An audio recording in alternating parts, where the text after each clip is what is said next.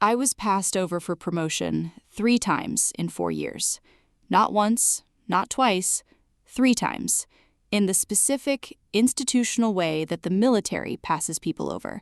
Not with a direct statement of why, not with feedback that could be acted on, but with the quiet, impersonal mechanism of a list on which your name does not appear and someone else's does. The someone else, all 3 times, was Major and then Lieutenant Colonel and then Colonel James Whitfield. James and I had joined the unit at the same time. We had the same entry-level rank, the same general assignment profile, the same starting point. We had not been the same in any other way that I could identify. Not in our work ethic. I had watched James's work ethic for 6 years, and it was adequate in the way that adequate is not impressive. Not in our analytical output. I had read James's reports, and I had read my own, and the difference was not subtle. Not in our results. The unit's results over 6 years had been what my analysis had produced, and James had been adjacent to those results in the way that people are adjacent to things they have not built. But James was promoted 3 times, and I was not. I want to be precise when I say James advanced on my work, because this is the kind of claim that requires precision. I do not mean that James simply took my work in the direct, overt way that Colonel Reeves had in the Pentagon story, presenting my analysis as his own in briefings, removing my name from publications. James was subtler than that. What James did was position himself as the senior analytical presence in every room where our work was discussed, in the way that a man of his specific temperament positions himself in rooms, with the confident, unhurried assumption that the room will accept his authority because the room has always accepted it. He did not steal my work. He stood in front of it. And because he was standing in front of it, the people in the rooms, the people who made promotion decisions, saw James when they looked at the unit's results, not me. I was producing the results from behind James, and the results were being attributed, in the soft, unspoken way of institutional perception, to the person the room saw first. For 6 years, I had been the analyst, and James had been the face. I had 3 failed promotion cycles to show for it. I need to tell you about the documentation, because the documentation is the spine of everything that followed.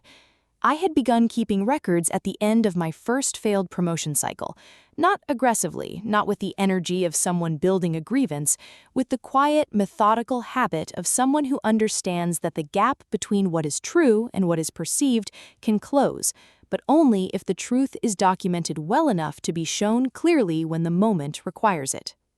I documented my analytical output, every report, every assessment, every piece of work product. Dated, filed, preserved with the revision history that showed it was mine and when I had produced it. I documented the correlation between my analytical output and the unit's results. This was not difficult. The correlation was clear. When I looked at the results that the command level praised and traced them back to their analytical origin, the origin was consistently my work. This was documentable because analytical work has a trail, the data sources, the methodology, the specific conclusions, and the trail pointed to me. I documented the promotion cycles, who was considered, who was recommended, what justifications were offered. This information was available through the institutional channels that soldiers have access to, and I used those channels carefully within their parameters. By the end of the 3rd failed promotion cycle, I had 3 years of documentation that told a very clear story about the gap between my contribution and my advancement. I had shown this documentation to no one. I had filed no complaint. I had made no formal report. I had waited because I am someone who waits until the moment is right, because I had learned from 12 years of this work that the moment when evidence is most powerful is not the moment when you first have it. It is the moment when the right room is in front of you. I was waiting for the right room.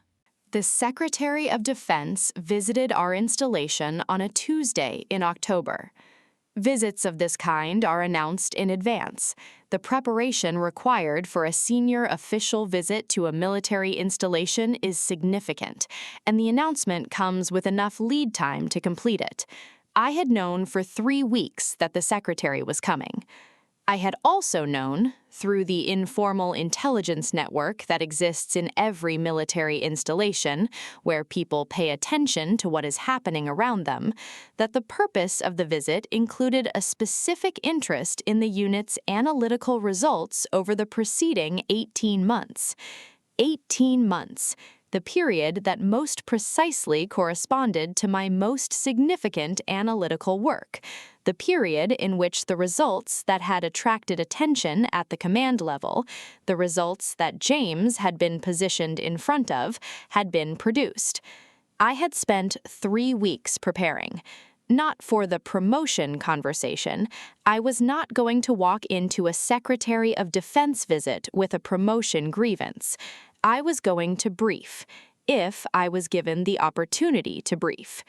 If the opportunity came, I was going to be ready to brief, from the inside of the work, with the depth and specificity that only the person who built it possesses. James knew the visit was coming. James had, as he always did, positioned himself in the preparation, attending the planning meetings, being visible in the lead-up, ensuring that when the day arrived, he was one of the faces the secretary's team would associate with the unit's results. I had attended the planning meetings. I had been less visible in the lead-up. I had spent the 3 weeks preparing the brief. The secretary arrived at 0900 on a Tuesday. The visit had a specific agenda.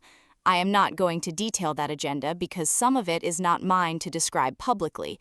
What I will tell you is that the analytical results were on the agenda, specifically the methodology and the outputs of the work the unit had been producing over the preceding 18 months. James was positioned, as he had positioned himself throughout the preparation, to be the person who briefed the analytical results. At 10:47, the Secretary's Chief of Staff, a woman I had not met before, efficient and precise in the way of people who manage the time of very senior officials, made a request. She said, "The Secretary would like to speak directly with the analyst who produced the assessment framework. We've been told the specific methodology is the work of Captain Hartley. Is that correct?" There was a moment in that room. James was standing 6 feet from me. I watched his face from my peripheral vision without turning to look at him directly. I watched the specific, brief recalibration of a man who has been standing in front of something and has just been asked to step aside. My commanding general said, "Captain Hartley, please." I stepped forward. The secretary was direct in the way that people who manage significant responsibility are direct, not rude, not dismissive, but with the specific economy of someone whose time has value and who has learned to go straight to what matters. He said, "Captain, I've been reading the results from this unit for 18 months. The analytical approach is different from what I typically see. I want to understand the methodology from the person who designed it." I said, "Yes, sir." And I briefed him. Not a summary. He had summaries. He had been reading summaries for 18 months, and summaries had produced the interest that had put him in that room on that Tuesday. What I gave him was the inside of the work, the problem the methodology was designed to solve, the decisions that shaped it, and the reasons for each decision, the specific, traceable path from analytical question to conclusion that made the outputs reliable rather than merely plausible. I briefed him for 22 minutes. He asked 4 questions. I answered each from the center of the work, specifically, precisely, with the depth that only the person who built the methodology can produce. When I finished, he was quiet for a moment. Then he looked at his chief of staff. Then he looked at my commanding general. He said, "Why is Captain Hartley a captain?" The room was very still. My commanding general said, "Sir?" The secretary said, "She's been producing this work for how long?" I said, 6 years, sir, in this unit. He looked at my commanding general. He said, "I'd like an answer to my question." I am not going to tell you that the Secretary of Defense personally ordered my promotion. That is not how the institutional process works, and I will not give you a version of this story that is more dramatic than what actually happened. What actually happened was this. The Secretary's question produced a review. My commanding general, who had been present when a 4-star civilian official had asked why a 6-year analyst was still a captain, initiated a formal review of my promotion history within 24 hours of the visit. The review was the opportunity I had been waiting for. I submitted my documentation, 3 years of it, the correlation between my analytical output and the unit's results, the promotion cycles and their justifications, the specific, traceable evidence of 6 years of work that had produced results and that had not produced advancement. The review was thorough. It took 6 weeks. At the end of 6 weeks, I was promoted. James was not promoted. I will not describe what happened to James's career in the wake of the review, because his career is his business, and this is not a story about his destruction. What I will tell you is that the institutional accounting that the review produced was accurate, and accurate accounting had consequences. I pinned on my new rank on a Thursday morning in December. My commanding general was there. My colleagues were there. Patricia from the nurses' station, who had become a friend in the months since the hospital morning, sent flowers, which was not something I had expected, and which made me laugh for the first time in a long time. James was not there.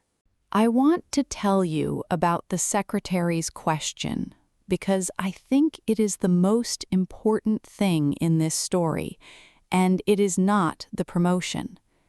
Why is Captain Hartley a captain? 6 words, delivered in a room full of people who had the authority and the information to have asked that question at any point in the previous 6 years, and who had not asked it. The Secretary asked it because he had spent 22 minutes in a room with the person who had produced the work he had been reading for 18 months, and he had understood in those 22 minutes the gap between what the work was and what the person producing it had been given for producing it. He asked it because the briefing had been from the inside, because I had answered his 4 questions from the center of the work with the depth that only the person who built it can access. Because he was someone who knew the difference between the person who builds a thing and the person who stands in front of it. He saw the difference, and he asked the question. I had spent 6 years and 3 failed promotion cycles and 3 years of careful documentation waiting for a room that contained someone who would ask that question. The room came on a Tuesday in October. I was ready.